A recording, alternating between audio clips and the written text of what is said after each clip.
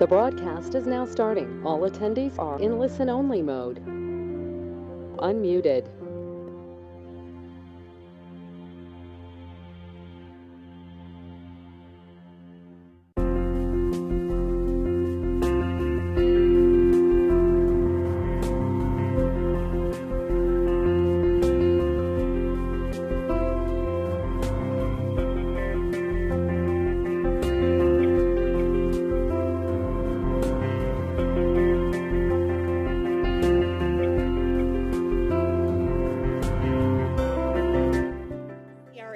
To order this morning, and the invocation is going to be a moment of silence followed by the Pledge of Allegiance.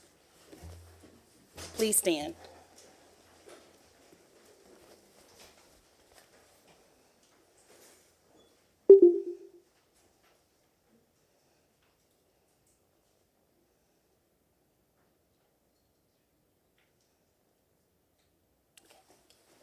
I pledge allegiance to the flag of the United States of America and to the republic for which it stands, one nation, under God, indivisible, with liberty and justice for all.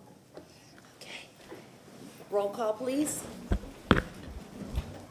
Carlson, Hurtak, Clendenin, Maniscalco, Vera, Miranda, Henderson. Present. We have a physical quorum. Okay, and we need to adopt the minutes from last meeting. Okay, all those in favor? Any opposed? Motion carries to adopt the minutes. Director Moody, please come forward. Let's address today's agenda. Good morning, Board. In setting the agenda, I'm going to go one by one. Of course. Erica Moody, CRA Director. Item 1 will be heard. Item 2, we are requesting a continuance to 7/25. All those in favor? Aye. Thank you. Item 3, requesting a continuance to 7/25 as well. So moved.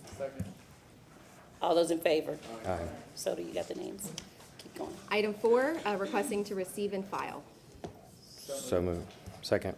Okay. All those in favor? Aye. Thank you.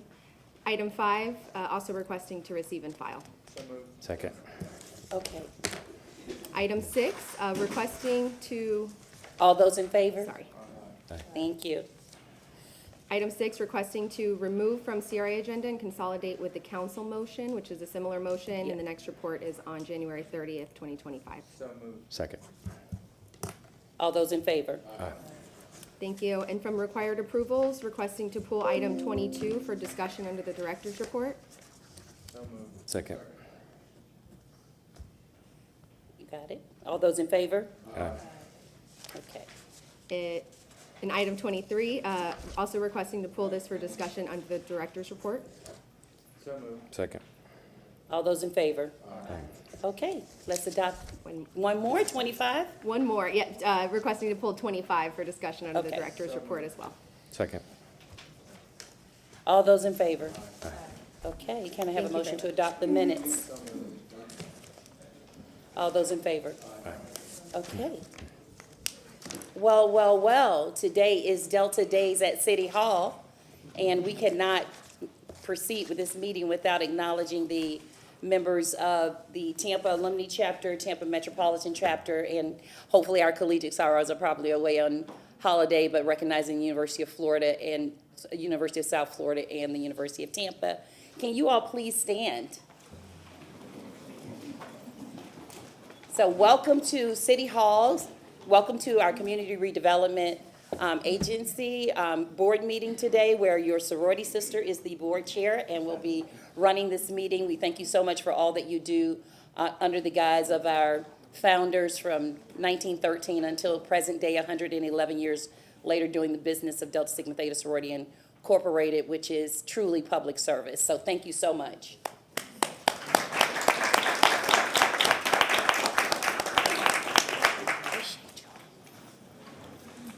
Okay.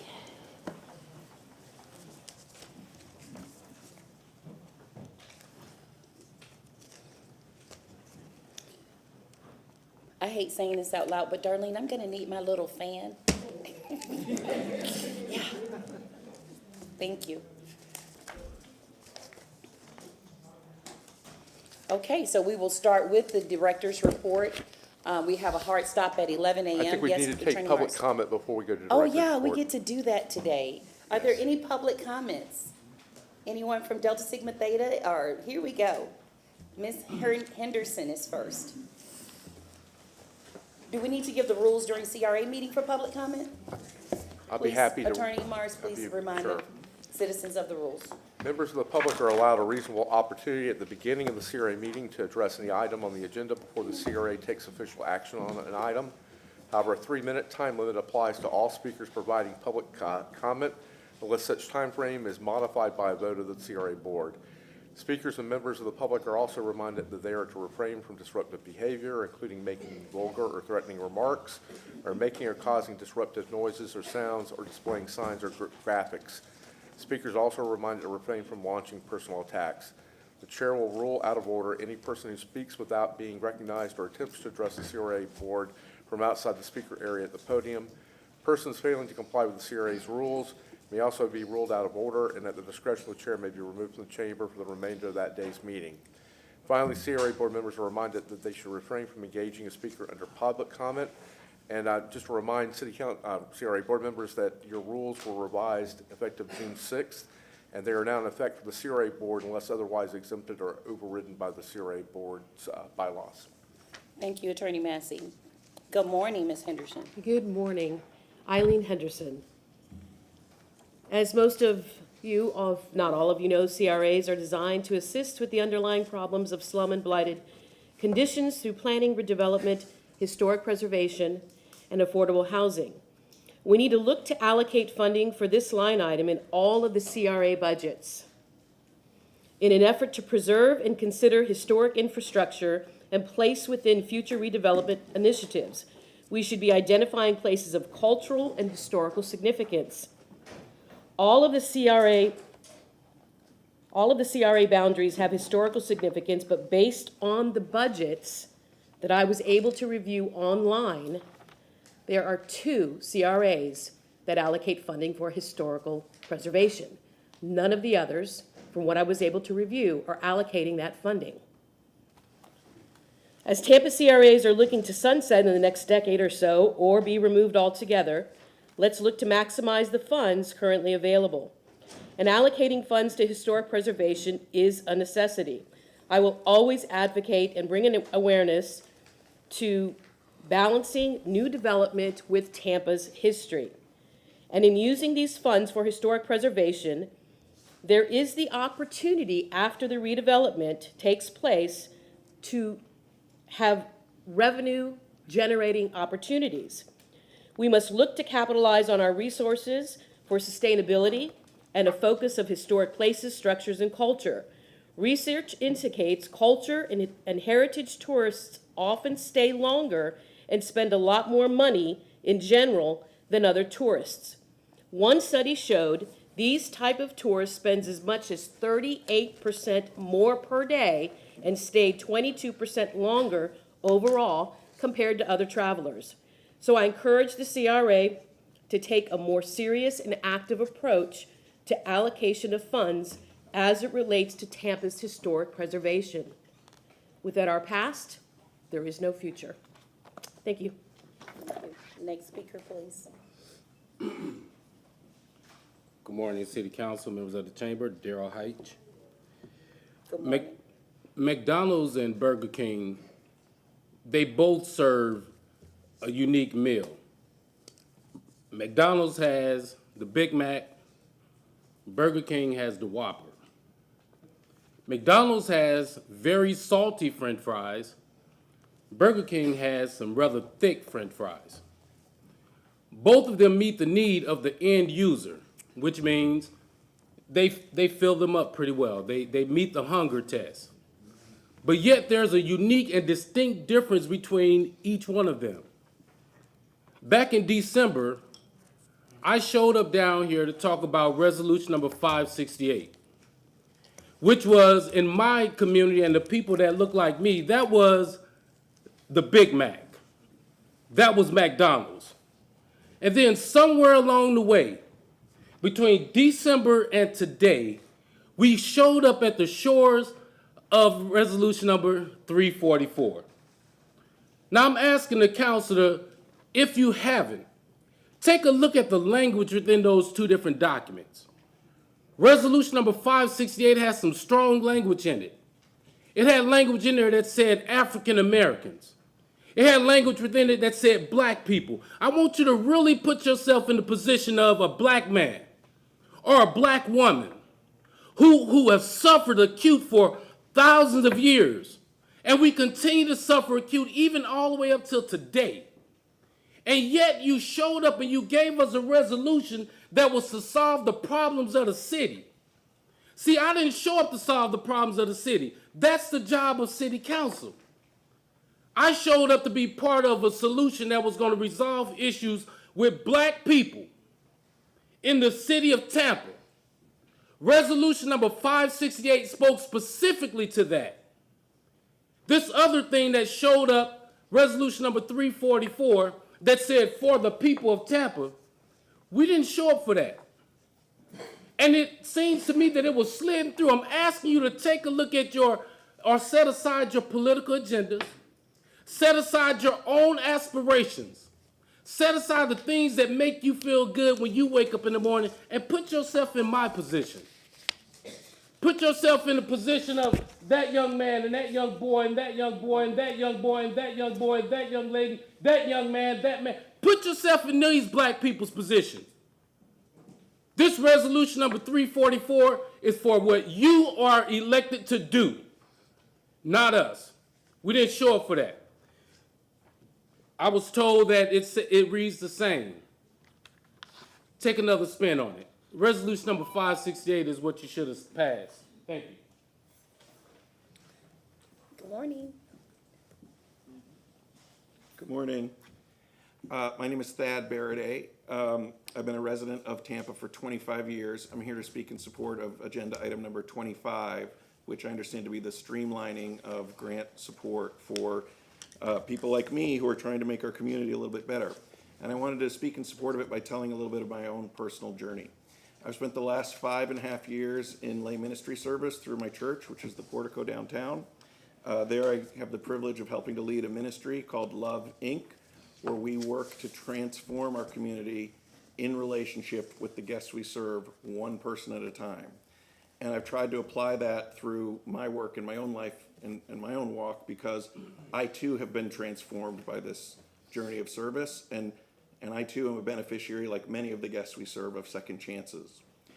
And a lot happened to me in my life. I went through a divorce. I've been very blessed. I got to sell a piece of property up in New York, and I decided I would reinvest that property in real estate here in Tampa. Real estate's been a lifelong passion of mine. I wanted to see if I could find a way to marry my walk together in real estate. And so what was I going to do? Well, I first wanted to buy a commercial warehouse, but I couldn't find any. They were too expensive. That's a very hot sector. I wound up buying a home in VM Ybor and fixing that up. Very happy about that. But I was looking around thinking, how do I do this with the benefit of these resources that I can deploy? And what would be more important for someone like me to work on but affordable housing? Because affordable housing should be the responsibility of every proper real estate developer in this community. And I've learned from so many of the leaders of this community, including the members of the CRB, the members of the staff, and I'm grateful for all the support and learning and leadership that I've received. But I want to say that affordable housing is very hard. It's very difficult to get anything done and do this process in the right way and actually deliver affordable housing units so that the people who are going to work at Gasworks have a place that they can afford to live. So I've been working hard at this, and I'm eager to keep working at it, but I would really like to see us continue to invest in public and private partnerships to allow people who want to make responsible, affordable housing easier to find the funding to get that done. I believe agenda item number 25 will do that, so I'm supporting that. Thank you for your time. Thank you. Good morning, next speaker. Good morning. My name is Deidre Henderson. I'm the president of Tampa Metropolitan Alumni Chapter of Delta Sigma Theta Sorority Incorporated. Delta Days at City Hall is a day that we look forward to every year, and I stand to say thank you to Councilwoman Henderson for inviting us, and we're glad to be here. Thank you.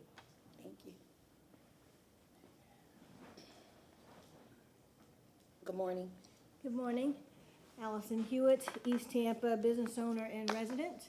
There are a couple of things on the agenda I'd like to discuss with you today. One of them is agenda number 5, file number CRA 24-4919, the urban infill. We thank you for continuing the urban infill and funding it.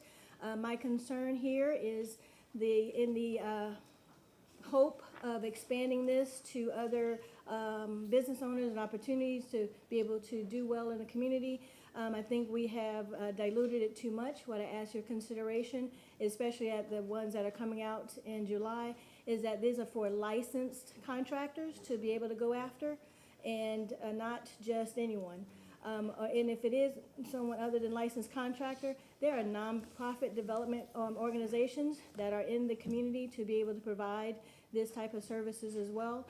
When you open it up and you have the mortgage companies and the realtors, it becomes more of a transaction rather than doing good by the community. It also helps to increase the price. You know, affordability for housing has become a challenge. If we're adding layers of people that have to be paid, then that increases the price of the housing that we're building. So I'm asking you to, one, and if you do keep it open to everyone, I ask you also to consider to create a definition for developer. So it says a developer can be basically no definition. So that you put some type of parameters to be able to make sure that the developers that are coming to our community are the developers that you want to do the urban infill. The other areas I would like to talk about is the agenda number 22, file number CRA 245945 for the homeowner occupied rehab. We have been waiting for that for about 5 years, and we want to make sure that as you are talking about this and presenting this to the community, you do it in a way that doesn't scare the community for the homeowner liens. One of the reasons why the community asked for you to do a third party is to make sure that we had folks who are talking to it, because East Tampa is significantly senior population who needs these services, and they don't really understand what the lien means, and staff is very limited, and as is coming up, we're going to have a lot of staff that's leaving, and so a third party would have been able to help assist the staff be able to talk to the homeowners. The last thing is that we have filled the urban planner position. What the community asked for was a developer consultant, because we wanted to make sure that if we do not extend the CRA and we only have 9 years to be able to develop, that we have someone who can assist the staff in looking at development opportunities to be able to partner with the developer nonprofits as well as the developers, because at this time Channelside is about to graduate out. They had developers who were helping them be able to utilize the CRA to develop Channelside, and we're hoping that we have a developer to be able to help East Tampa to be able to develop. Thank you. Thank you for your comments. Next speaker, please.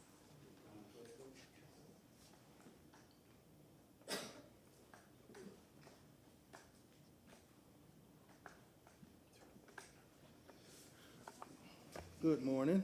Good morning. I want to introduce a couple of these fellows, Bakari in the back.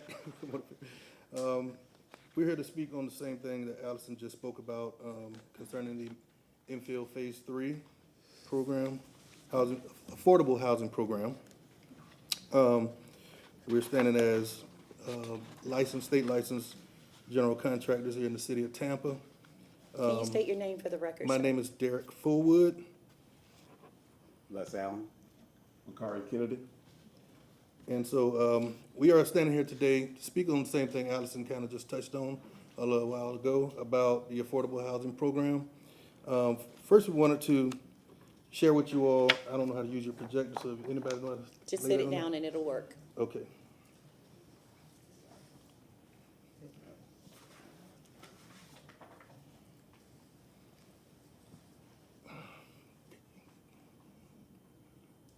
So as you can see, at the state of Florida, it says any person desired to engage into contracting or a statewide basis shall be a statewide basis shall be a prerequisite therein to establish his or her competency and qualifications to be certified pursuant to this part to establish competency, a person shall pass the appropriate exam approved by the board and certified by the department.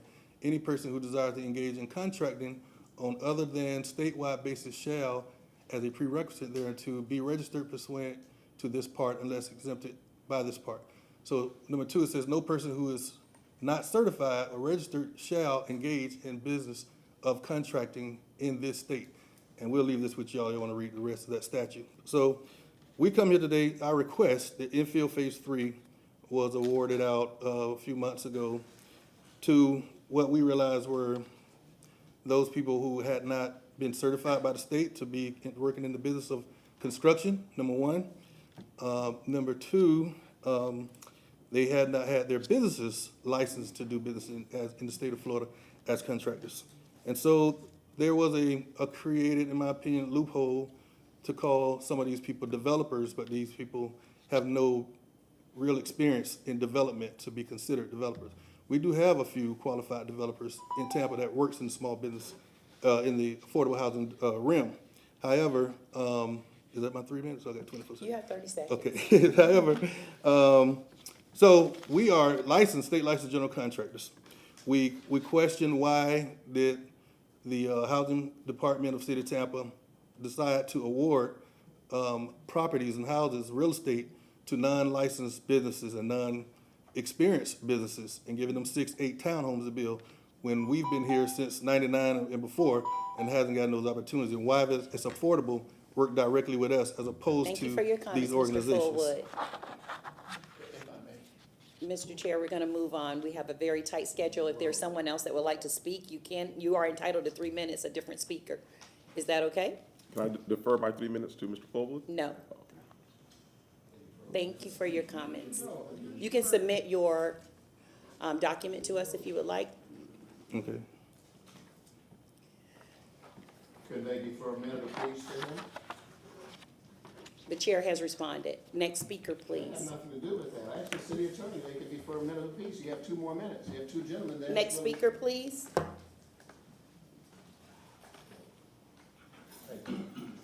There's no process under the rules for deferring minutes to another speaker. It's at the discretion of the board if they want to allow additional time. Good morning. State your name for the record. Yeah, my name is Pastor Frank Williams, located 1112 East Scott Street, Paradise Missionary Baptist Church. You know, I've been coming down here for years and years, and I want to commend these young women here dressed in red. Whatever they give y'all, I'm going to give it to me. And that's the way it ought to be. But they have certain pick who they want to give anything to, or whoever they want to listen to. But I think we give God the glory. He spared my life to see another day. But you have to understand, all our blessings and all of our strength come from the almighty power of God. We can't do nothing on our own without God. He's been so good to all of us. I know some of y'all don't want to hear me, but I'm a preacher and I'm going to preach till I go to the grave, y'all. God has been so good to me, whether y'all think so or not about yourself, but he's been extremely good to me, and he brought me from a mighty long way. I don't get up here to talk just to be talking. I come up here to talk to y'all, hoping that y'all can do something for me. But y'all don't care. That's why I told these young, beautiful women dressed in red, whatever y'all request, make sure the request is for me, that they give me what they all gonna give. You know, I was listening at the news the other day or the other night or whatever, and Donald Trump, that's his name, man. Donald Trump got 34 felony. That bastard should be in jail. He should be locked up.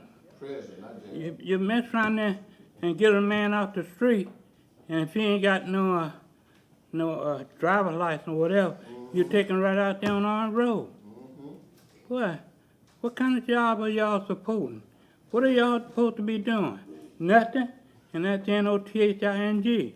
That's exactly what y'all doing. Nothing for black people. And, you know, we try to do the right thing. We want to do the right thing. But y'all don't want us to do the right thing.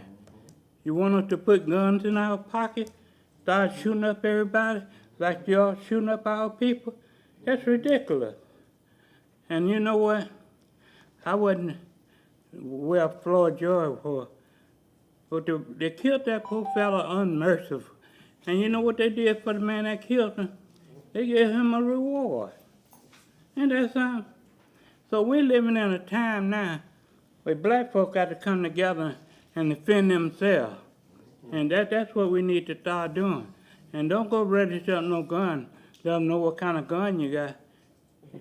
Just keep it at the house for your own safekeeping.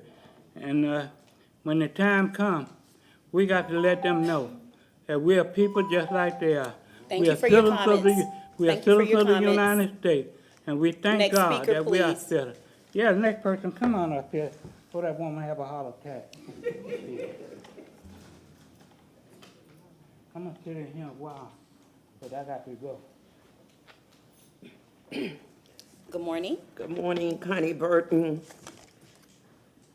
I just want to take in the fact that we do have standard bearers that's supposed to watch over the interests of our people.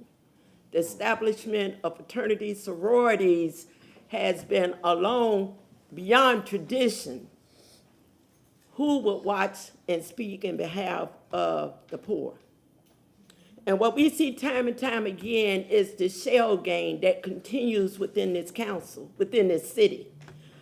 Item number 22, no one in our community, being the first CRA in the state of Florida, the first in the city of Tampa, and we have waited almost we got 9 more years to go before we come to the end of our 20-year road, and yet we are still asking for the basics. Housing, rehab for most of our seniors in our community. And most of them won't take advantage of it. You know why? Because of the lien and the fear tactics that's always associated with it. We need to be very, very clear that if the program is to benefit our community and our people, we want to make sure that it is spoken to them very delicately and understandably. Because for the life of me, I can't even understand why a lien would be placed on a people where you have already acknowledged, based on Amendment 5, Resolution 568, that you done the community wrong. You said in your own language that you provided policies that created barriers. So instead of just now coming with a new resolution 344, show us that you understand how to amend from your bad behaviors. You haven't showed us yet. In item number 23, in the last 2 weeks, East Tampa CRA has purchased 2 properties. This second one here will mean that we have bought properties up to $1 million. Up to $1 million. Don't see a floor plan, don't have an urban planner. Nobody tell us about all of the properties that we have already accumulated, but what we do have is, like the brother says, nonprofits that's not even established, like a political giveaway. People are building houses and we don't even know to what standard those houses will last. We are very serious about ensuring that the respect to the African community is given, and we are equally serious about holding those accountable that have no respect for our people. You have not shown that you respect our resources by your long delays, so we are hoping that the purchase of these properties, $400,000, $600,000, is not just a giveaway to individuals. Thank you. Thank you, Ms. Burton. Next speaker, please.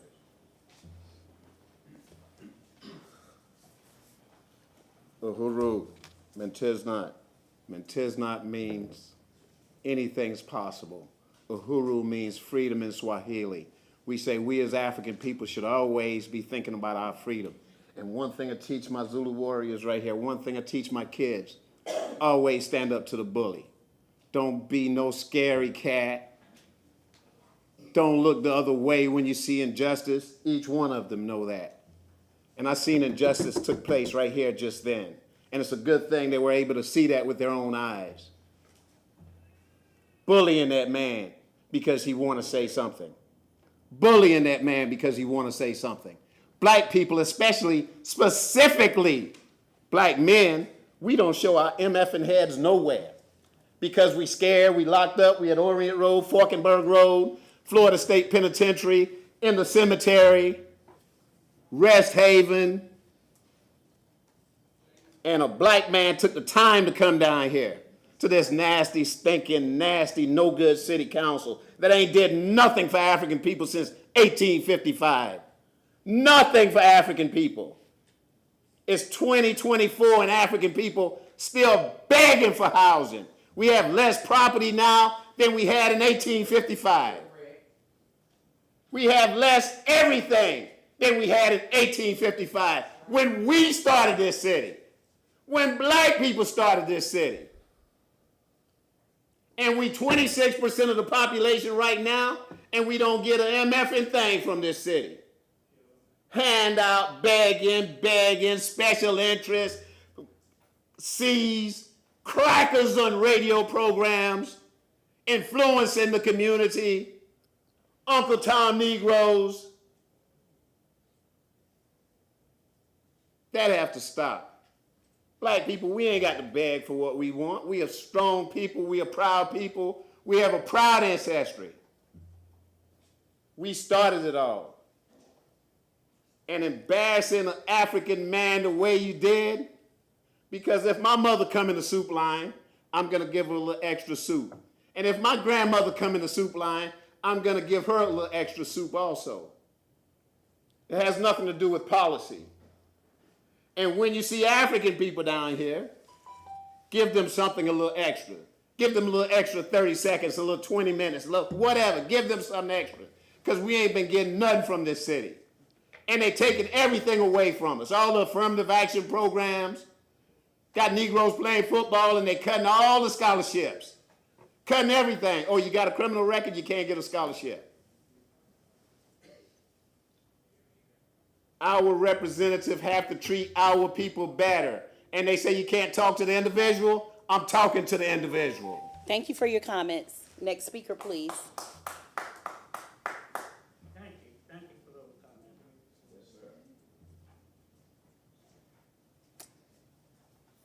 Hi, I'm Valerie Bullock from Ponce de Leon in College Hill. Good morning. Good morning, y'all. I come to talk about item number 22, the rehab program. We have been waiting years and years and years. My grandson, he's a senior now in high school. That's just how long we've been waiting for the rehab program. And every time it's a program coming to East Tampa that would help the predominantly black, elderly, forgotten citizen of East Tampa, it have too many asterisks attached to it. We're gonna give you this, but you have to get a 30-year lien on your house. So after I pay off Bank of America, now I got to deal with the city of Tampa. But when the developers come in to the city of Tampa, we open up the checkbook. We get them $2 million interest-free if it's a loan, or we just give them $2 million the bill. No questions asked. And it shouldn't be like that. If we are to have the rehab program, I'm requesting that East Tampa CRA hire people to go out to the community to explain to the community how much, what is going on, what kind of liens come in it, so that the people will be more apt to accept the redevelopment program. Because too many times we don't have no answers. Communication is made in the CRA office, but that information don't get to my neighbors in East Tampa. So we don't know what's going on. So once again, we miss out on it.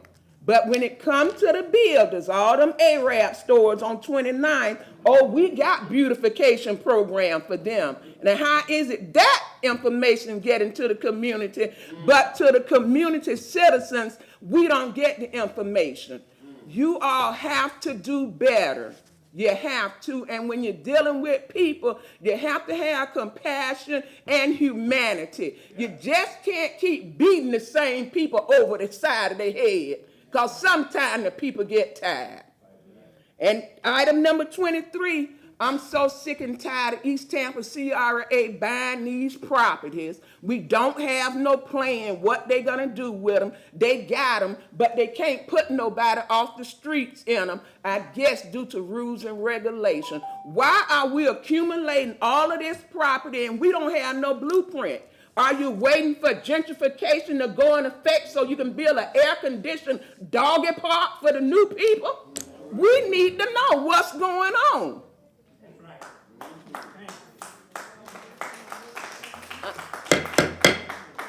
Thank you. Next speaker, please. Good morning, Madam Chair, board members. Joseph morning. Citro for the record, 33611. I am here to publicly thank two of the members of the City of Tampa representation on the TPO board. I'm a member of the CAC, the Citizens Advisory Council. We wanted to move several projects on that forward up on the priority list. Now, this priority list also includes projects for the county. Our city of Tampa, the population doubles every day from 7 a.m. to 7 p.m. Our transportation is needed. Those projects were streetcar extension, which could be paid for partially, the funding with CRA dollars. That was proposed 3 years ago. The downtown to airport premium transit, the Bright Line multimodal connection, and the CSX mobility study. Again, I would like to thank two of the members of City Council for being there to support the CAC and trying to move those forwards. They used words like us, we, our, instead of using the famous Beatle lines, I, me, mine. I also like to thank two members of the Board of County Commissioners. Ladies and gentlemen, people in the public, there is an important election coming up. Transportation is needed in the city of Tampa. Choose wisely on who you vote for at County Commission, State Representative, State Senator. I pose this question to you. Can we truly have affordable housing without better mass public transportation? Thank you, Madam Chair. Thank you. Next speaker. If there's anyone else going to speak, please stand by the wall so we will know. Okay, this will be our last speaker under public comment. Good morning, Stephanie Coiner. First of all, before I get to this, I want to talk about something else. I walked in this room this morning, and this room looks like poop. There are places on the walls where the paint is so faded where previously there was artwork of some sort. The chairs are broken, and this is where the citizens of this city spend most of their time communicating with their elected officials. We've got broken chairs, we've got junk sitting back in the corner, and it's like the lost chambers. I don't understand it. The budget last year came forward first with like $750,000 to do the T-Mob building entryway where nobody spends any time, not even the people who work in that building. But yet, we can't even get a paint job in here? Doesn't make any sense. Please, please, let's talk about that. But what I really came here to talk about was Section 27, 150. That exception, it says that if a developer comes in here and they get shot down for whatever reason, they have a crappy plan, city council says, no, we don't like this plan, we're not gonna do this, they can't come back for a year, except when they make reasonable changes. Well, I would argue that who's making these reasonable changes?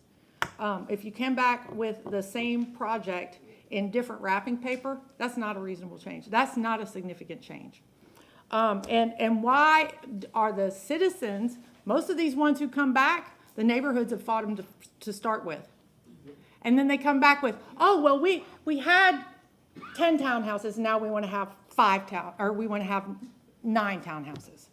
They don't do a significant change. They take one away and say, oh, that's better, we fixed it. They didn't listen to the people who were around them. They didn't listen to you. So why do they get to come back less than a year later? And the two that I can think of off the top of my head were cost hours and hours and hours of your time You guys have had several meetings in the last couple of weeks trying to cut back on the amount of time that we waste in chambers. This statute wastes time. It wastes everybody's time. They should not be able to come back for a year, period. Please make a motion to change this. Let's look into it. I also want to talk about, and this is something new for me, I didn't realize that there was such a thing as substantial changes. Raise your hand if you've heard of substantial changes. So if a rezoning comes in here and they make a substantial change to whatever their rezoning is, it's all done administratively. It does not come back to you. If it's substantial, why aren't they bringing it back to you? If you approve to build a 100-story building, they can go in for a substantial change and build a 150-story building. I don't know. I'm giving you round numbers. But Thank you, Ms. please, Pointer, let's for your look into that and find out why it's not coming to council. Thank you. That concludes public comment. If those of you are interested in exiting the building at this time, you may do so as we bring up. Yes, I wanted to say thank you, Madam Chair. Happy birthday, Vivian Kitchen. happy birthday, Vivian Kitchen. I heard from your son. I heard from your wonderful son, Principal Otis, who's such a, you have to be so proud of him. Thank you. Hey, God Miss bless you. Levins, you know I'm not going to get out of here without you seeing you. My favorite teacher. Absolutely. Bye, y'all. Bye. Pull up the presentation.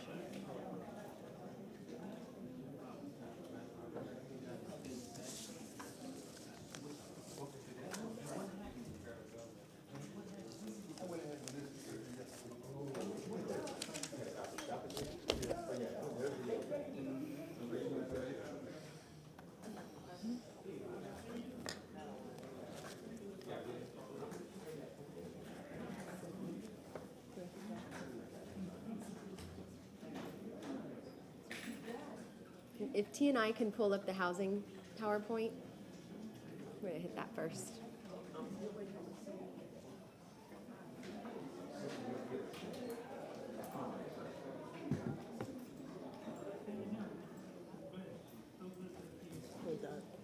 Perfect. So it's Thank you. 9:41. We have a hard stop at 11 a.m. Ms. Moody, you think we're going to make it? Yes. I think so too. I know we're gonna make it. Yeah. Awesome. Thank you, everybody. Me too.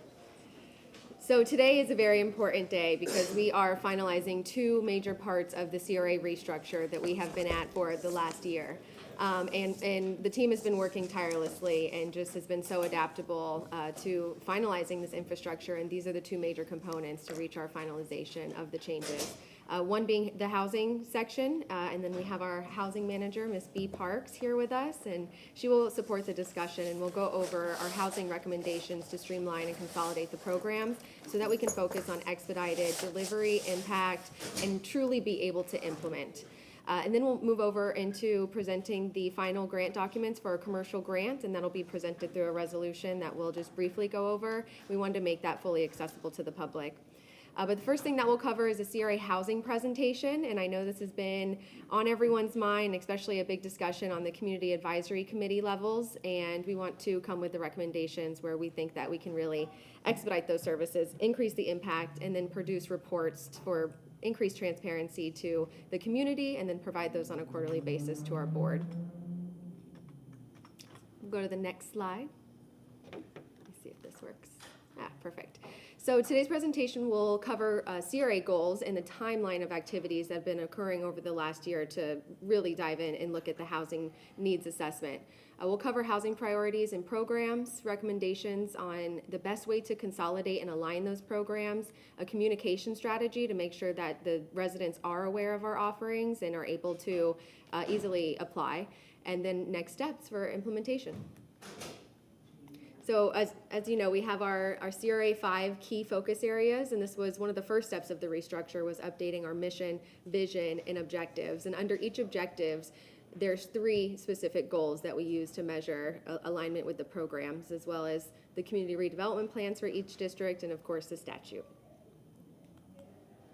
The implementation timeline really talks about what's been going on over the last few years, but the CRA board specifically allocated mandated the allocation of 30% of each district budget to go towards affordable housing needs. From there, the budgets have been allocated, and we hosted a CRA board retreat in June where we really learned about the housing needs and priorities of the board, and the community spoke as well. Then there were individual CAC housing workshops held with every single committee to talk about their budgets, the unique needs of their districts and communities, and where the allocations would make the most sense. Then the CRA participated in the citywide housing audit, which was a comprehensive housing needs assessment that ran from July to January 2024. And those findings and recommendations were presented on February 29th at a city special call workshop. And the CRA was there to support and show the alignment with that. In April, we've established our CRA housing team, so that was really important to build out that division so we could be specifically housing focused. As we know previously, the CRA managers were implementing the housing programs, the commercial grant programs, running their CACs, and also doing all of their administration needs, but that has now been broken out into separate divisions, so I'm happy that we have B. Parks here, who joined the housing team in April with her extensive experience and has just hit the ground running. So pretty quick turnaround from the end of April to June today, where we are presenting the housing update and the consolidation of programs so that we can remain in true alignment with the recommendations that were brought forward and approved at City Council on the February 29th workshop. And then from June to July, we are implementing a communication strategy to make sure that we can disseminate this information, update flyers, update our website, and we'll talk about that more as well. So we're projecting a full implementation date of this for August 1st so that we can consolidate those programs and get them out to the community as soon as possible. We were looking at fiscal year 25, but there's still a few months left in fiscal year 24, so that's why it's important that we bring this to you today. Also just want to mention that the CRA has been implementing housing-specific programs in each district. Some of those programs meet the same needs, some of them have different qualifications, but this is really streamlining them across all of the districts. And what we're looking to do is align with HCD so that we can be a united effort on some of these same programs and offerings, and then also expand the housing programs in all of the districts where they weren't there before. This is a copy from the February 29th presentation where the city and CRA have focused housing priorities. You'll see homelessness, stability for renters, my text is covering support for homeowners, and creation and preservation. And under the state statute, the CRA intends to allocate funding and focusing on the two priorities of 3 and 4, support for homeowners and creation and preservation of units. And under there, there's specific programs. So for support for homeowners, we have the homeowner rehab and renovation program. So I have B here, and she can answer any questions on that. But the great thing about that program is that it's not just available to homeowners, it's now available to renters because we know that there's a rental need there as well. And then the down payment assistance program has been extremely successful, so we're not going to fix something that's not broken, and we're just going to increase our capability to support down payment assistance. Creation and preservation, the infill housing program is new for the CRA. We do have an item that's been received and filed for the East Tampa CRA infill housing program. We had some great discussion during public comment, and this is just something new for the CRA that I wanted to point out. So this is the first infill that's being brought forward under CRA. And then unit creation and conversion, this is something that the board's expressed to post a request for application saying that there is X amount available in the district to support affordable housing needs, and that would be a competitive bid process, and people would bring forward their projects and they would be awarded on the best proposal. And then strategic acquisition, yes, we want to buy and assemble land so then we have say and can make sure that it's being designated for affordable housing purposes. So strategic acquisition is very important, and we're happy to say that we do have an urban planner with extensive background, and they are currently looking at all of the sites, and the project management team has established a new process of visioning so that not only can we acquire these sites, we can have the community participate in developing them and do them through a design bid build process. So those are the 3 programs that are under the city, under the creation and preservation. And then this slide is really a visual to show what we have and where we would like to go with it. We currently have 8 different programs and consolidating them into the 5 that I just mentioned. So the housing rehab and renovation program and down payment assistance links to that support for homeowners priority. And currently we have 7 that are all meeting the scope of that need. So similar to what we did with the commercial grants, we've widened the scope of the rehab and renovation program. So it will include tree trimming, roof replacement, interior, exterior improvement, and we can get it done through one consolidated grant because administratively it's a lot to implement 7 different grants and have different qualifications and funding allocated towards each one. So we'll have a bigger line item dedicated to the rehab and renovation program. We'll be able to serve clients in the same way, faster and more. And then the down payment assistance will remain the same, and then those 3 new ones, infill, creation, conversion, and then strategic acquisitions linked to the program priority that we talked about. So what we're looking at here is sunsetting the previous grants, completing all of the applications in the queue. So we do want to make sure that we honor anyone who has submitted an application. So you will see some of the older ones come through should you approve this. But starting August 1st, all of the new applications would be under this model. And then this is truly to align strategies for program delivery, and as I mentioned, increasing impact and improving implementation. So as the CRA specifically is done with the restructure, the team knows it's implementation, implementation, implementation. So they have everything that they need to hit the ground running, and they're going to be just fine. Communication strategy. Luckily, B was in our communications role before this, so she's got this down pat too. So updating the community advisory committees, and what that will look like is actually teaching about the program. So it'll be a little bit different from today's presentation that's higher level, but getting into what it takes to apply, the eligibility requirements, outreach, and even signing people up there. So, of course, the website and public platform, so anyone can do a Google search, read these programs for themselves. Host information sessions in the community, so not only at our building, but making sure we get out of our offices and into the community and do pop-up events and information sessions. Recruit participants, so their success will be measured on how much funding is being spent and programs are being implemented. So it's a good performance metric for the team to motivate them. Post any requests for applications, or if there's additional infill RFPs that need to go out, those will of course need to be drafted and done through the standard procurement process. Spend the money, expend the funds. So I'm telling them, if it's not about spending the money, you know, we just need to stay focused and not get distracted from those goals. And then provide quarterly progress reports. So the team's currently working on a template, and those progress reports will be presented to the board quarterly and brought to the CAC monthly. So you'll have a bigger accumulation by the quarter, but we're excited to provide those reports. And I always tell the CAC and even the CRA board, you monitor us. So you make sure that we're doing our job, and that's a really good way to make sure that we're implementing and doing what we say we're going to do. So the board request through this presentation to align the housing programs would be to sunset the existing programs and adopt alignment with the HCD programs as presented in the strategy. And the CRA can still pursue other things, but this is about alignment now. Expand the programs to all of the districts, and then as I mentioned, those quarterly reports. So that concludes the presentation, and we are available for questions.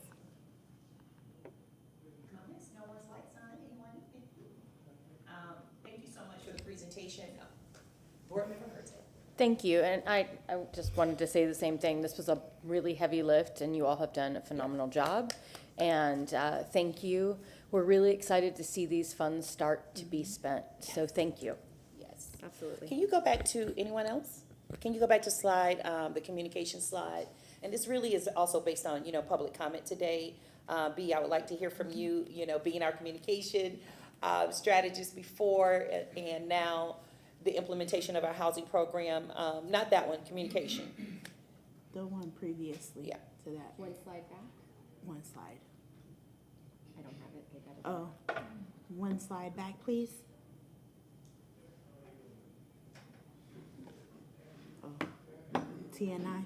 Well, just go ahead and introduce yourself. Okay. For the audience. So B Park, CRA Community Development Coordinator, and I'm overseeing all of the CRA housing programs. So regarding communication, I've heard the community for the past 2 years. Not only in this position, but also as a person who works with nonprofits and also works in the community. So I'm well aware on strategies to bring these programs to the doorsteps. So as it relates to, the public comments surrounding, senior community, we are bringing these to community centers, local, partnerships, so we could process applications on site with the individuals. So we're helping them fill out these applications. We're not just giving them the packet and saying, fill it out. No, they're coming to meet with me. I'm looking at their items. We're uploading them into the system, make sure we're processing, and then having that communication about the liens, which is critical. I've been dealing with it for the past several years, conversing about that lien topic. So we'll have that conversation with every applicant so they know what they're getting into. So it's important. Again, this is going to be an outreach effort. So we're looking to involve media to let everyone know when we're going to start, what locations we're going to be accepting applications at. And then, of course, you send mailers directly to the community so they know, hey, in their hand, they have the locations on where you can come and apply. So this is not just the blind leading the blind. We're moving forward with a plan to make sure that everyone knows these resources are available and where you could find someone to help you fill it out.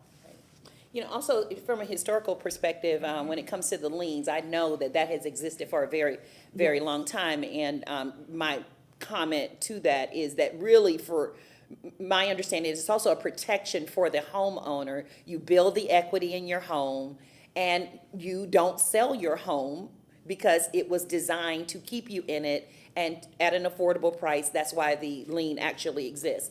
So it's a good strategy. I know that it's worked on a personal level for myself and other people. Not that I'm making this personal, but I do understand the lien process. So the communication regarding that, what's good about it, make sure that is a part of the communication in protecting the homeowner and building the equity and keeping them in their home. That's what it's really designed for. So that should come across where they're not afraid that it's the lien that you put on a house because of a fine of some sort because you've done something wrong. Yes. Yeah. And also in addition to that, the city's housing team works with these individuals who are now, at their 20-year mark. They paid off their mortgage and they're working with these individuals for those type of plans to make sure that they're able to, pay back, that lien. Again, transparency, communication, let's talk about it, come contact me, I'm ready, and I'm ready to start these programs come I do want to clarify real quickly, these liens you are not required to repay at all. Right, as long as you stay in the home for the required, but it depends on the amount. It does. But And it depends if you are you not refinance. required to repay it, and they're automatically released after the period of time. Right. Yes. Right. That's And it. the city actually sends you a very official document, releasing you from the lien and informing you of that, and you paid no money. Yes. So it is important that the communication is clear on that. I think it's just really important based on public comments today. Board Member Carlson. Yeah, I just want to say congrats on the shift to the new responsibilities. I was very impressed the other day with your knowledge about this, and also today it shows that you're on top of it. So thank you for doing that. This is a really important part of our CRA portfolio. You're not going to do the marketing anymore, but you will have some influence over it. One of the things I would recommend, and we can talk about this offline, but in trying to get new people, but also in telling the community that we're doing something, it would be great to have anecdotal case studies. The CRA came in and fixed my roof, and they can fix your roof too, just like they did mine. And so it's a way of telling the community that we are doing something, but also telling people that this is a program that they can have access to. Yeah. Thank you. Thank you so much. Great presentation. Thank you. And B, congratulations on your new role as. Thank you, Madam What's Chair. the official title? Housing? CRA Community Development Coordinator. Okay. Congratulations Thank you. on that. And we will have a team of two or three. Darlene, will you please bring that fan, please? No, that one doesn't have the plug. It is hot. Yeah, stay up here.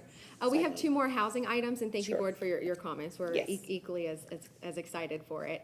But we do have two more items around these strategies, Right. and one is the item number 22 that was pulled for discussion.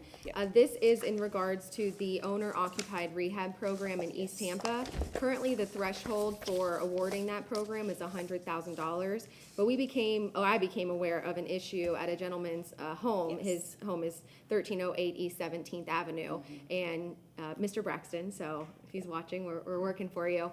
So we've been working with him for several months to assess his needs, and, you know, he was under the impression and wanted to pursue the owner-occupied rehab funding, and I think there was a little bit of lack of communication in the past. So once I became aware of this and got involved, we have been moving forward as rapidly as possible.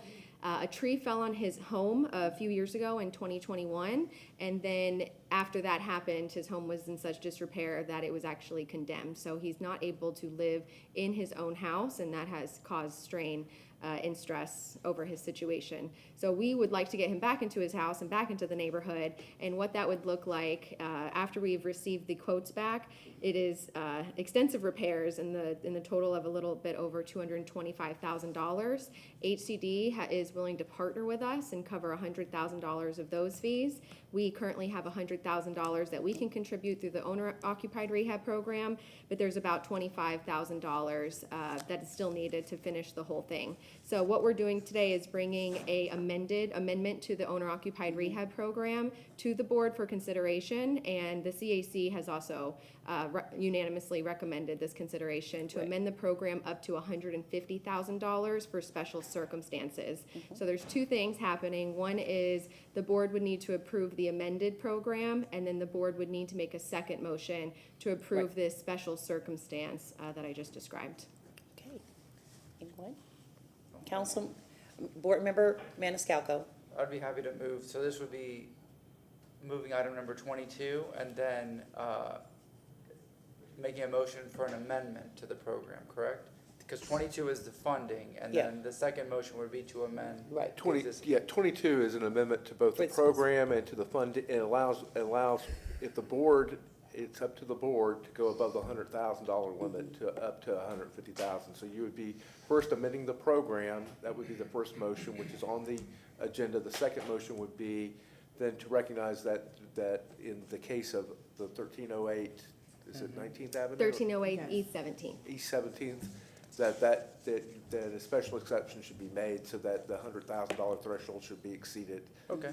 To allow, that's really. So a motion to move item number 22. Yeah, and second by Carlson. Discussion, Board Member Miranda. I'm not opposed to that, but what I'd like to have is a breakdown of the $150,000. What are you going to spend it, and what repairs are needed to meet the amount of money that we're asking for? Absolutely. And I need a qualified, Absolutely. itemized Yes. statement. We have that available, so we'll make Thank you sure. very much. Any other comments? Is this it? I will send, yes. We'll send it to you. Yes. I do have it here as well. Okay. I just want to say, Mr. Braxton, it's been a long time coming. I actually saw the media stunt a few years ago regarding this, and there was nothing done in support of it except to just show it to the media. So I appreciate all the work that has gone into this particular unit, and that there's a resolution to put him back into his home. So we have a motion on the floor by Board Member Maniscalco, second by Board Member Carlson. All those in favor? Aye. Any opposed? Motion carries. And now, And make the motion for the special exception for Mr. Braxton. Yes. So And we then have approved the the program next change. motion is for the special exception, in this case for Mr. Braxton. yes. We have a motion by Board Member Maniscalco, second by Board Member Carlson. Same comments apply. All those in favor? Aye. Any opposed? Motion carries.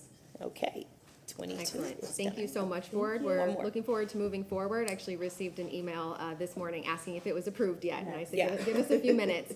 So then we'll contact him today and move forward with the closing and get it done as soon as possible. So, Yes. thank you, B. We're excited. Okay, so we have one more housing. This is about a strategic acquisition, and it's specific to the Palafox property that we've been assembling, which just has great potential and a lot of opportunity. As we know, several parcels of that site will need water and utility connection. So it will be quite the project to take on, but we're willing to do it, and it'll be one of the catalyst sites in East Tampa, along with a few other that I'm personally really excited about, the Destination Church and the Gator Building being the other two major catalyst sites. So we have an opportunity to purchase the land. It's 4603 North 19th Street. This is in the East Tampa CRA. The site is a little under half an acre at 0.46 acres, and this would bring our total assemblage to about 5 acres, which is significant. The seller would like to sell this for $400,000, and we're allocating up to $20,000 in closing costs. So requesting approval from the board to utilize the land assemblage funds in the East Tampa budget for $420,000. So moved, item number 23. Okay, yes, item 23. Okay, so we have a motion by Board Member Maniscalco, second by Board Member Carlson. Any discussion? I just want to, talk about this particular property. Acquisition came up. I attended my first East Tampa CAC meeting at the beginning before they were discussing business. And a big concern of the community is, why are we buying property? And I just want to address that from the standpoint of, and I said this to them, that every time we've pulled these items, it's been a unanimous vote. You can't do anything unless you have the property. If we don't have it, somebody else has it. And that is where it becomes out of our control to make decisions regarding what is going to be done with this particular property. And so now is the time, once we've acquired it, now we get to go back to the community and have the conversation about what is it you want to see on this land. And so I think it's just really important that that step is communicated. We can't do anything unless we have the land. And the Gator Building, that area, same thing. We're working on, I think we're still working on one more property to kind of round that out. That's really important, and it does take time. I understand the community's frustration, but implementation cannot occur until you've acquired the land. And 5 acres is a great opportunity to develop something really great in East Tampa. So, Sure. Yes, Board Member Carlson. Yeah, this is one of those areas that's been looked at for a long time as a potential neighborhood commercial district, and I know I've been talking to staff about that individually. Elise, tell me if you don't want to do this because we're in the process of buying, but since sadly you and Erica, I think, are not going to be here at the next meeting, is there any way we could get you or you and Erica to just talk about the concepting of what's going to go there? Because it would be nice for whoever comes in after to be able to look at the video to see what your intentions and our intentions have been. We for sure want to hear from the community as well. But we know that area is ripe to add some combination of commercial and housing. Is there anything else you'd like to say? And good Message to the future people who will be handling this. Well, good morning to the morning. board. Elise Drumgo, Deputy Administrator for Development and Economic Opportunity. This particular site is actually not specific to, I think the Gator site is the one that you're referring to at 22nd and Lake. And, the staff here is being brought in and roped into those conversations as well. So it's not that it'll die on the vine with us. Right. I think that there are some real opportunities to put an incubator and some other technical assistance and an arts incubator as well within that space. And so been trying to work to map that out and see what that looks like. The Director of Economic Opportunity, Javier Marin, he's been very much at the table for these conversations as well. So I don't foresee it just falling by the wayside. And so, I've been very adamant that I'll be around and available to continue to support and offer advice as needed, or at least at minimum to be able to share what plans and what things were in place and were in motion, and to be able to just reiterate and lean back into those things. But some combination of community services, Correct. maybe businesses, and housing. Is that That's accurate. Yeah. Yes, sir. And Erica, is there anything anything else you all want to add, just to your future representatives? Yeah, we've definitely been collaborating, and of course through the CRA we focus on building the structure, but we also have to build those partnerships and who's going to come in and operate those structures. So that's what we've been focused on specific with that site, or who are the right partners. There's chatter in the back so that we can hear properly. Thank you. Yes, and so I would just emphasize the need to build those strategic partnerships up front, because once you build it, you know, you need to have the right people in place to come in. So we're excited about the future, and I too will be around. I'll make sure that I'm staying in the community. I'll be doing community development work no matter what I do, and economic development, so we're just a phone call away. If anyone needs One last thing is that, sadly, when people think about East Tampa, what I see of renderings, they tend to design things that are very cheaply made without much attention to the design and aesthetics. And if you look neighborhood by neighborhood in East Tampa, there's a slightly different architectural style, and there's history and culture, and you can draw from that architectural style. And so I just want to tell anybody who, at least probably going to say this too, but anybody who's looking to do any projects, built into the, is it the pre-development or the other one? Built into the grants now, there is the ability to get support to do architectural design and aesthetics. Because if we're gonna acquire land and then put something there, let's put something that the community will be proud of, and then they'll be proud for the next 100 years. Let's not just build something cheap because we want housing or whatever.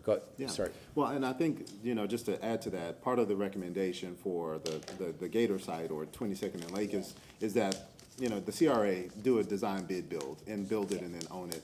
But then, you know, find the right partners to occupy the space. And then that way you can actually dictate some of that architectural character, and you can actually make sure that those elements then bleed out into the community. I know that some of the discussions that we've had, we've talked about design patterns, and especially around the industrial area through Columbus, right? And I think there are some real opportunities to create gateways and make it seamless within those spaces.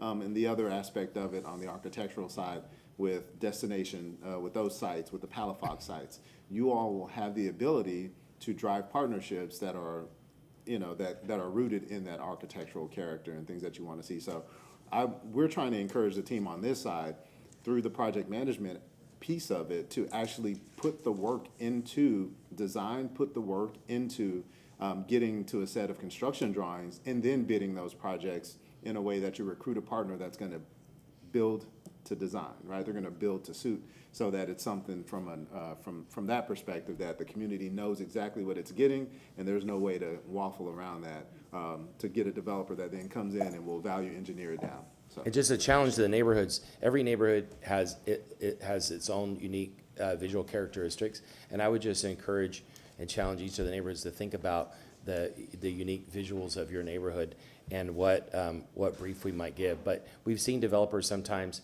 develop in one neighborhood or one part of town with higher quality than they do in East Tampa. And the point here is that there is a subsidy to make sure that we have something of quality that the community will be proud of. Thank you. Board Member Vieira. Thank you, Madam. Can I ask a question? Or Public comment is closed. Okay, so next week, because. Public comment is closed. Thank you.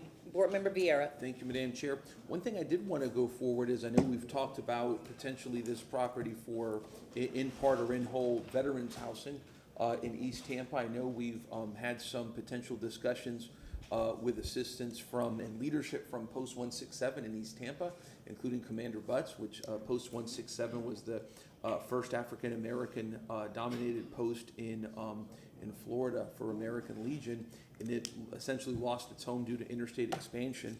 So, you know, that's something that I hope that whoever comes in next obviously keeps on the forefront. I think that would be wonderful to have a bid that emphasizes veteran housing for East Tampa. We have a ton of veterans in East Tampa, many, many veterans that signify by Post 167. And I think that this, you know, or something similar to it would be a wildly successful project that would get support from the community, put a lot of emphasis and positive light on East Tampa for something that all of our city can be proud of. So I do want to, you know, push that because I know we've spoken on that. Thank you. Okay. We have a resolution on the floor, motion by board member, passing by Board Member Maniscalco, second by Board Member Carlson. All those in favor? Aye. Any opposed?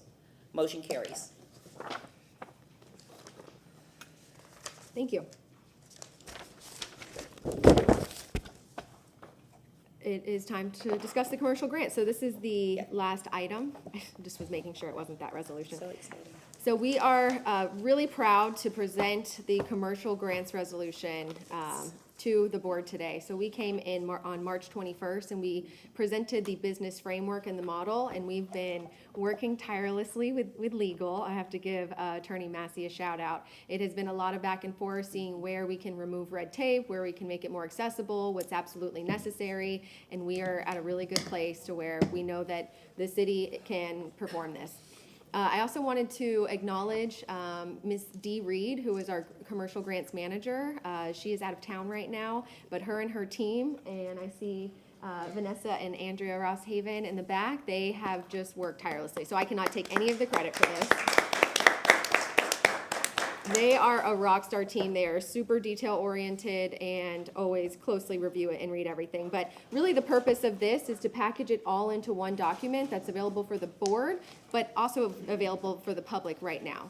So what's in this packet is a comprehensive CRA commercial grant policy. So it's an SOP that was not in existence before. So every single person that's come through our door has the same exact threshold that in eligibility requirements. So there's a commercial grant policy, including those uniform requirements and procedures, as well as the commercial exterior grants, the commercial interior grants, the pre-development grant that we just spoke on, and this is also a grant for CRA special project requests. Yes. So we're excited about all of them.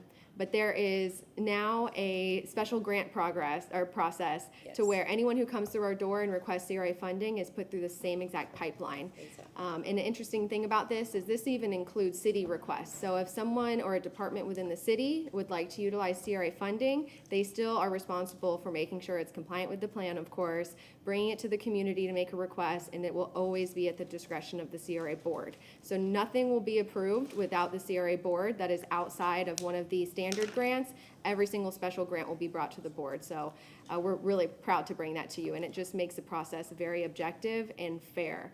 Also in here, we have templates of every kind, from owner's affidavit to restrictive covenants to award letters. So everything is a plug and play, and it is pretty thick.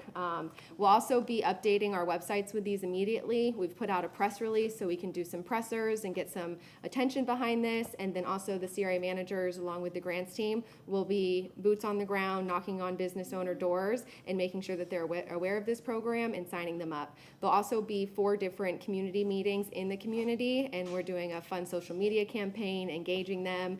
I like the recommendation of storytelling and success stories, so then people can see that business owners like them have used these grants successfully. So we're just really proud to bring this resolution to the board, and I wanted to lift it up and just thank our team in the board and Attorney Massey for all of their support to make this happen, because this is significant. Move to approve. Board Member Maniscalco. Second. Okay, we have a motion by Board Member Maniscalco, second by Board Member Vieira. Any discussion? Congratulations. Thank you. All Congratulations, team. Yeah. Anyone comment? Yes, attorney? We'll just take the vote first and then say congratulations. All those in favor? Aye. Any opposed? The grants restructuring is approved. Woo. Congratulations. Awesome.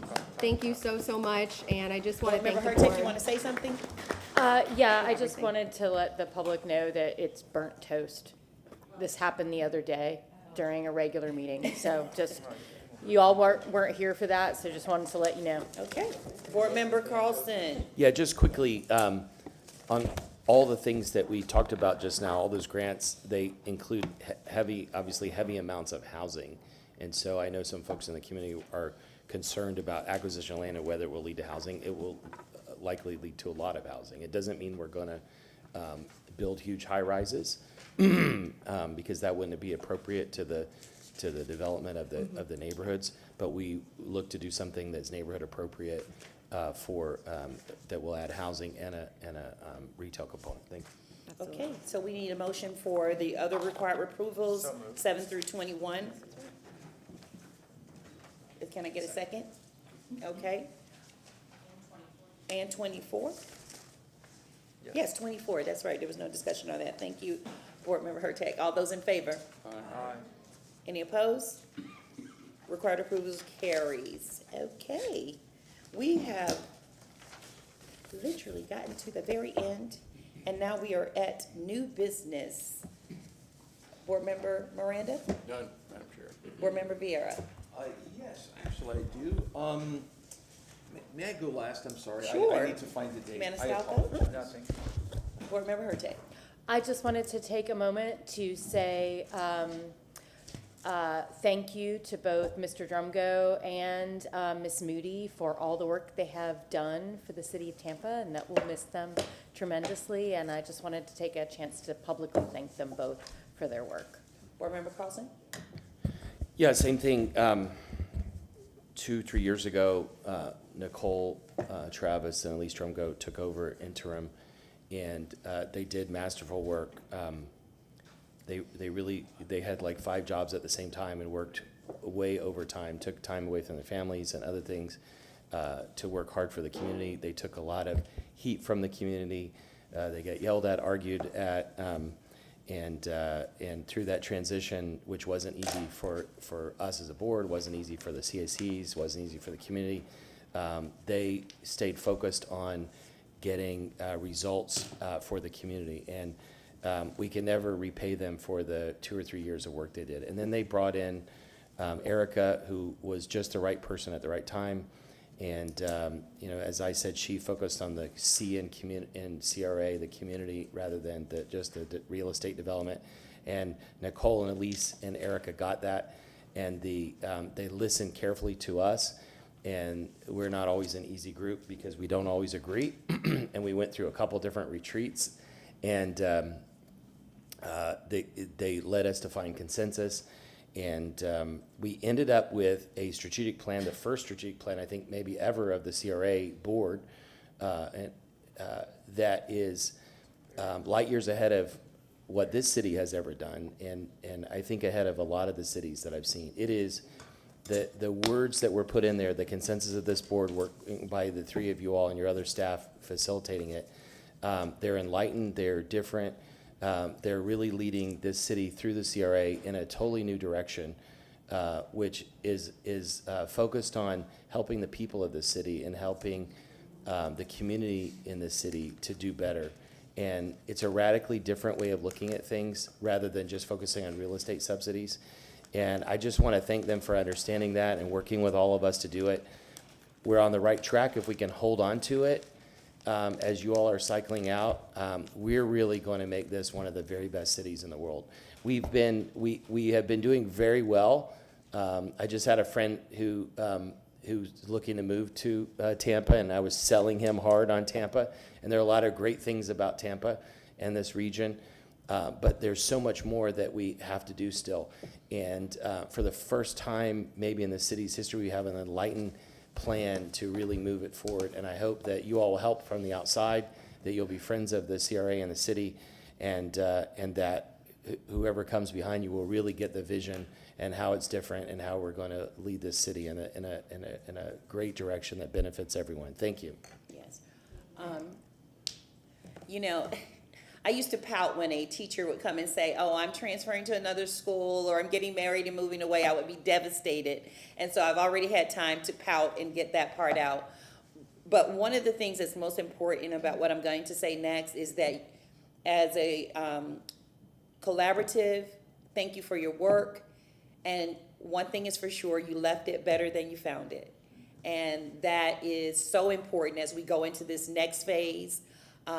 You have given us a wonderful blueprint, and I'm talking about the entire CRA staff, every single one of you, from leadership down. We appreciate everything that you've done. I hope that as a board, as we go into the month of July, we will come back with consideration, at least for an interim, to lead what is already in place, and make that recommendation to put an interim director in place as we continue to look for the executive level team, so that we can continue the business that's already set forward. But thank you so much. I want to, I think, Erica, can you come to the board? I believe, just based on, what you've submitted, is this your last CRA meeting? It is, it is. Okay. Thank you so much, board. You have been so supportive, and it's just an absolute pleasure to work with. And I'm so glad that you believed in the vision, see the vision, and want to continue the vision. And I agree with what everyone said. In building consensus, collaboration is key, and it has just been an absolute pleasure to work with all of you together as a board, and each one of you individual in the relationships that we've built. So I cannot thank you enough for making this possible. This is my dream job, and I just really appreciate it. Yeah. Well, congratulations to you. We wish you Yeah. well. And you never know. Sometimes people circle back, right, Mr. Drumgo? So congratulations. Can I have a motion? Other comments? Yes. Board Member Guerra. Yes, And I I'm found sorry. my You motion. wanted to be Yeah, last. No, you're fine. And I did want to say just to Erica and Elise, just, I really miss y'all, and I always had a good working relationship with both of y'all, a very good personal relationship, always had respect for you guys. In public and in private, and I just wish y'all the best. And, when we lose talent like this, it's important for us to have a discussion on why things like this happen, because you guys are a tremendous loss. That's it. Y'all are a tremendous loss, as well as Nicole, and I think it's important for us. If I've been in law firms for 21 years, and if we lose great talent, discussion's got to be had, after the fact. So I just appreciate you all, and again, I think the world of y'all, so God bless you both, and I know we'll continue to have a relationship. If I may, Madam Chair, I had two really quick motions. Right now, our friends at Stageworks and Channelside, I'm working with them, I've been working with them with staff on potentially getting a grant through the new system, and City Council, or CRA, may be approving that whenever that comes forward. I wanted to get, if I may, a tentative date for them to come to CRA and talk about the work that they do, and how it benefits Channelside, et cetera. CRA goals in September, at the September CRA meeting. I believe they can do that, but I did want to get that on the calendar. Is there a second? I'll second that. Okay, discussion? I don't necessarily think that it's the appropriate venue. I think we should wait until they have. I mean, that's kind of why we put all these parameters in place, so that when their application is ready to bring forward, because otherwise we're just going to hear from them twice. Sure. Let me ask you if I may, Madam Chair. Yes, please. So maybe to Mr. Massey, whenever that comes up, do they present as part of that? Yes, I mean, I believe they will be. Then I'll withdraw. No, I believe they'll probably be requesting a special project grant, which will have to come to the board after CAC consideration, just like we do now. Then we just have a more established taken. process in place. Motion withdrawn. Cheerfully withdrawn. You have one more? Yes, and then second, if I may, I motion for an updated rendering accompanying cost estimate and plans regarding the restoration of the WW1 memorial marker at Memorial Park Cemetery at the August meeting. I was requested to do that, given some updates on costs. Okay. Second by Board Member Maniscalco. All those in favor? Aye. Any opposed? Motion carries. Board Member Carlson? Can I just add, I've been very involved with Stageworks for a long, long time. I love the organization, totally support doing that. When they come back, just like every organization, let's make sure they have 5-minute limit, because there's lots that we can say. The other thing, though, because we can't talk outside this room, you mentioned the interim. It's another month before we'll be able to meet again. I think we ought to outsource on an interim basis, and then in earnest start a search for somebody new. And we've got the criteria that went with Erica. What Erica showed, there were concerns about her in the beginning because she didn't have CRA experience, and I was excited about that. It turned out to be exactly what we needed, and I don't think we should just pluck somebody from another CRA.